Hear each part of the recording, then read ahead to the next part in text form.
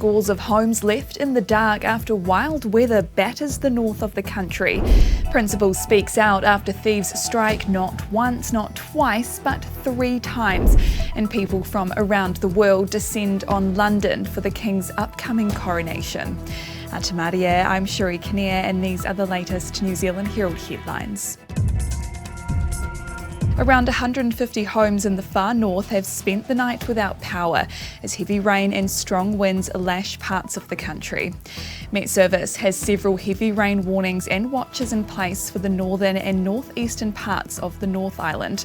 Thames Coromandel District Council is warning today's commute could be disrupted, with spring tides expected to put pressure on saturated catchments. But there's some relief for motorists who travel between Northland and Auckland. State Highway 1 over the Bryn Derwyns reopens in both directions from now after weather events restricted access in recent months. A South Auckland school's been hit by burglars 3 times in the last month. Thieves targeted Papakura High School over Easter, stealing more than 20 Chromebooks and iPads from its art department. And the school's been hit twice more over the past week. Principal Simon Craggs says the thieves completely trashed the place, causing thousands of dollars in damage.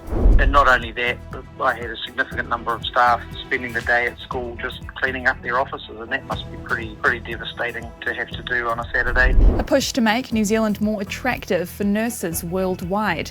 Nationals promising to pitch in up to $4,500 a year towards the student loans of newly qualified nurses and midwives if they're willing to work in New Zealand for at least 5 years. The party's also pitching relocation grants for up to 1,000 overseas nurses and allowing them a 6-month visa to look for a job here. The Aged Care Association says they're welcoming the new policy. The housing market has slowed to a snail's pace.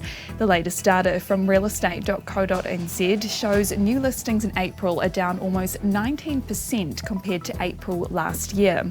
Spokesperson Vanessa Williams says there are several factors behind sellers' hesitancy. The uncertainty with interest rates and when the OCR is going to stop rising.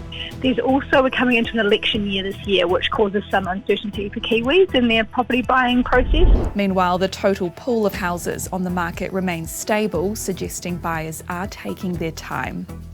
And the crowds are building in London a week out from the King's coronation, while preparations have brought parts of the city to a standstill.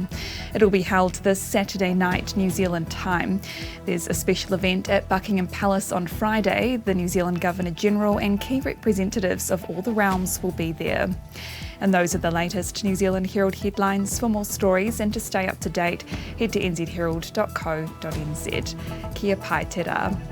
Thanks for checking out our YouTube channel. To stay up to date with all the latest news from the New Zealand Herald, click the subscribe button below or check out one of the videos here, and head over to nzherald.co.nz for more details on these stories and more.